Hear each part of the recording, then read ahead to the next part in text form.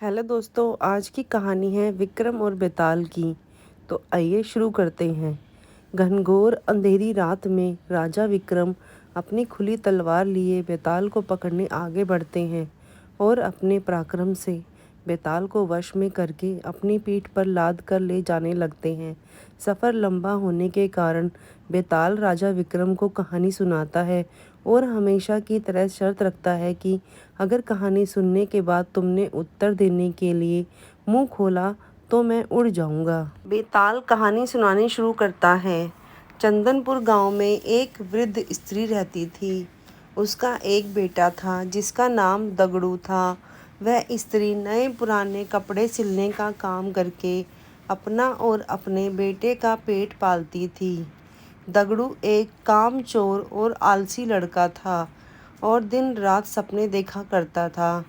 दगड़ू के साथ एक बड़ी परेशानी थी कि उसे अक्सर बुरे सपने ही आते थे और जब भी कोई बुरा सपना आता था वह सपना हकीकत बन जाता था।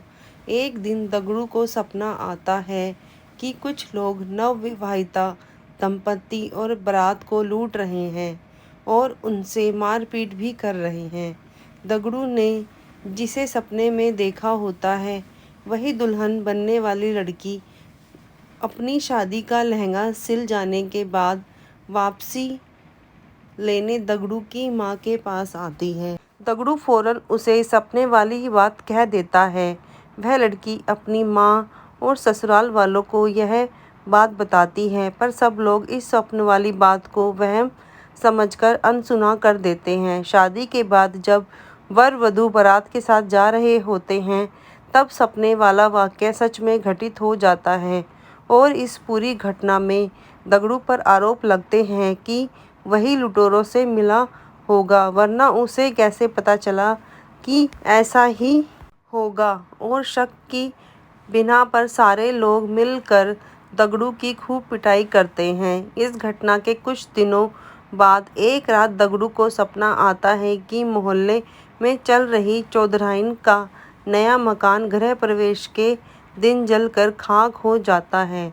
तभी अगले दिन चौधराइन उस मकान को बनवाने की खुशी में लड्डू लेकर दगड़ू की माँ के पास पहुँचती है और गृह प्रवेश समारोह के दिन जलसे में आने का न्योता देती है। वहीं पर सपने की बात दगड़ू फौरन अपनी माँ से और चौधराइन से कह देता है।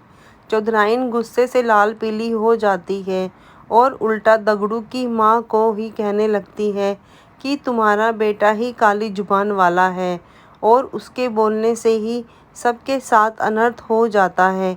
चौधराइन गुस्से में जली कुटी सुनाकर माँ बेटे को भला बुरा कहकर वहाँ से चली जाती है। गृह प्रवेश समारोह के दौरान कोई घटना न हो इसके लिए पक्के इंतजाम किए जाते हैं, पर फिर भी किसी न किसी तरह आग की चिंगारी चौधराइन के भव्य मकान के पर्दों में लग जाती है और देखते देखते रौद्र रूप धारण करके पूरा मकान जलकर खाक कर देती है।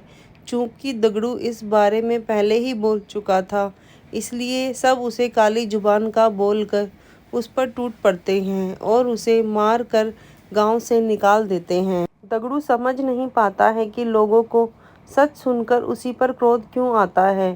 खैर दगड़ू एक दूसरे राज्य चला जाता है जहां उसे रात के पहरे में महल की चौकीदारी करने का काम मिल जाता है। वहां के राजा को अगले दिन सोनपुर किसी काम से जाना होता है, इसलिए वह रानी को कहते हैं कि उसे सुबह जल्दी उठा दें। दगड़ू रात में महल के दरवाजे पर चौकीदारी कर रहा होता है। तभी अंधेरा होने पर उसे नींद आ जाती है और फिर उसे स्वप्न आता है कि सोनपुर में भूकंप आया है और वहां मौजूद सभी व्यक्ति मर गए हैं। दगड़ू चौंक कर जाग जाता है और अपनी चौकीदारी करने लगता है। दगड़ू सुबह राजा के सोनपुर जाने की बात सुनता है। तभी उनका रथ रुकवाकर अपने स्वप्न वाली बात राजा को बता देता है। राजा सोनपुर जाने का कार्यक्रम रद्द कर देते हैं और अगले ही दिन समाचार आता है कि सोनपुर में अचानक भूकंप आया और वहां एक भी व्यक्ति जीवित नहीं बचा है। राजा तुरंत दगड़ू को दरबार में बुलाकर सोने का हार भेंट देते हैं और उसे नौकरी से निकाल बाहर करते हैं।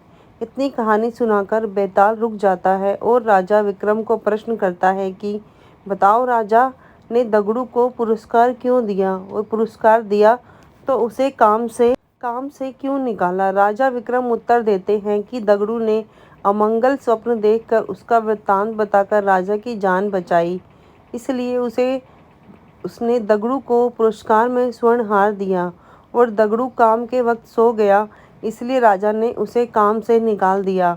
बेताल अपनी शर्त के मुताबिक राजा विक्रम के उत्तर देने के कारण हाथ छुड़ाकर वापस पेड़ की ओर उड़ गया।